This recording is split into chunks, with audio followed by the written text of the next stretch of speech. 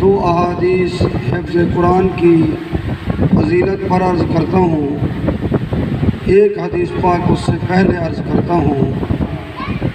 نبی کریم صلی اللہ علیہ وسلم نے ارشاد فرمایا کہ وہ عورت جس کا خاوند فوت ہو جائے اور وہ اپنے بچوں کے پرورش کے لیے قربانی دے، فرمایا کل قیامت کے دن وہ عورت اور میں اس طرح ہوں گے۔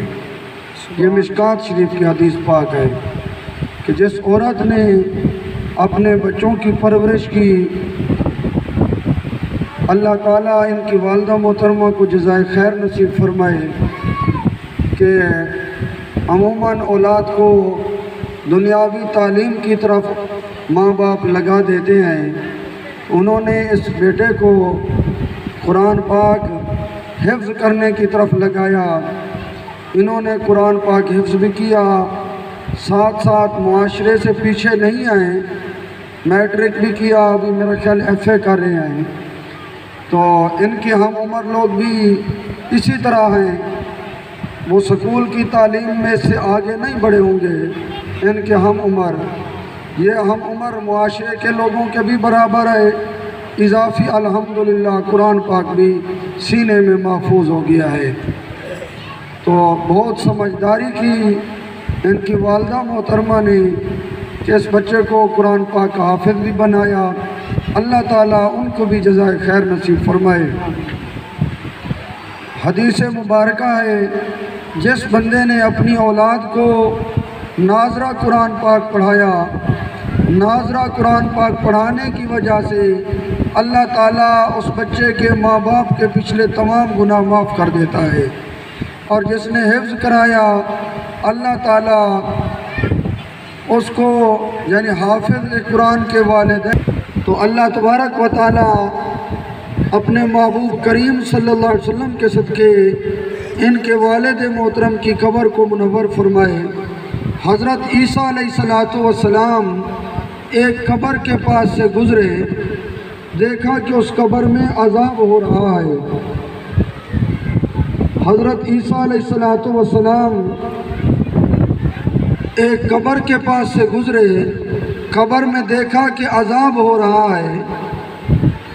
آپ واپسی تشریف لائے، دیکھا کہ وہ قبر والا خوشحال ہے، جنت کے تخت کے اوپر جلوہ گر ہے۔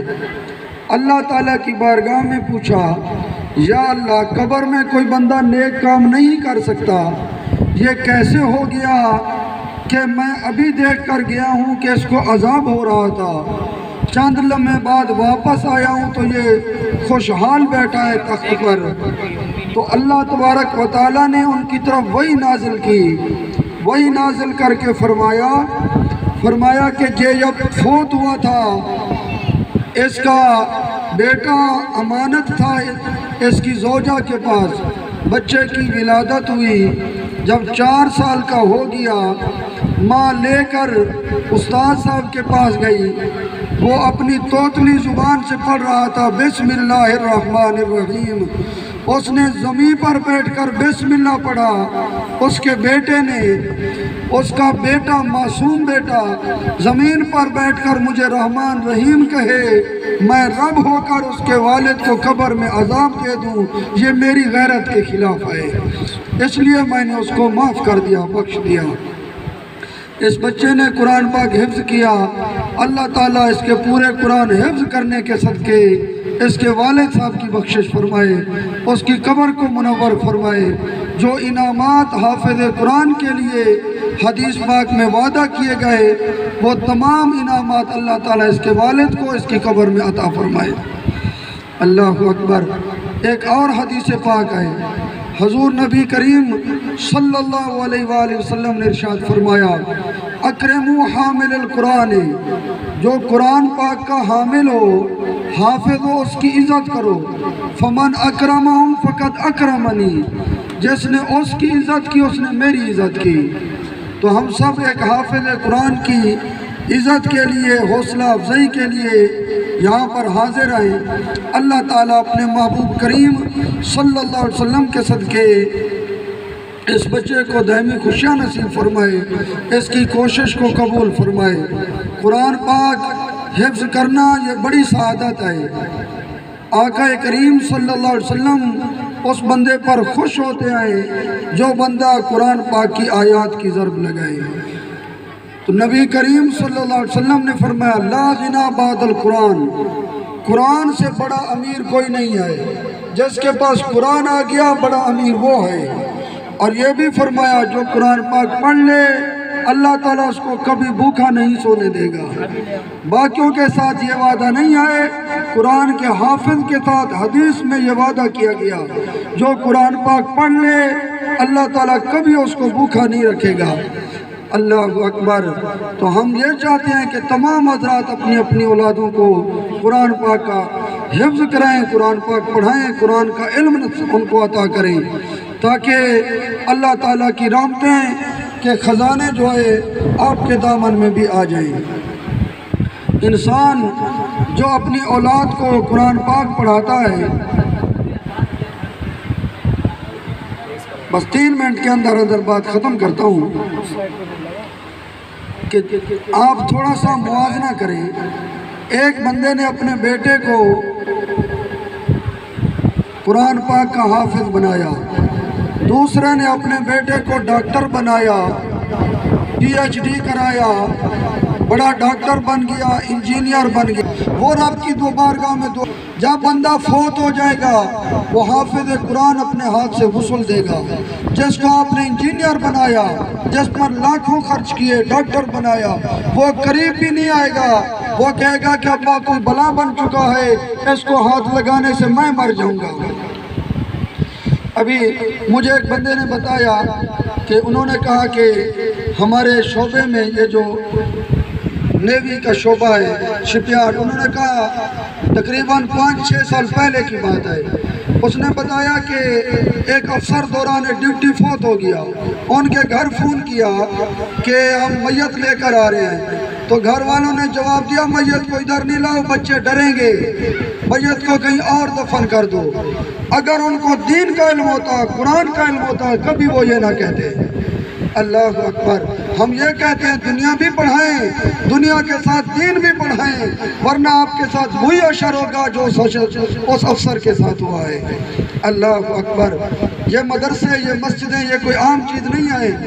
اللہ اکبر۔ ان کو معمولی نہ سمجھیں، ان کی اہمیت کو ہمارے دشمن زیادہ جانتے ہیں، ہم اسلام کے جو دشمن ہیں وہ زیادہ جانتے ہیں ان کی اہمیت کو۔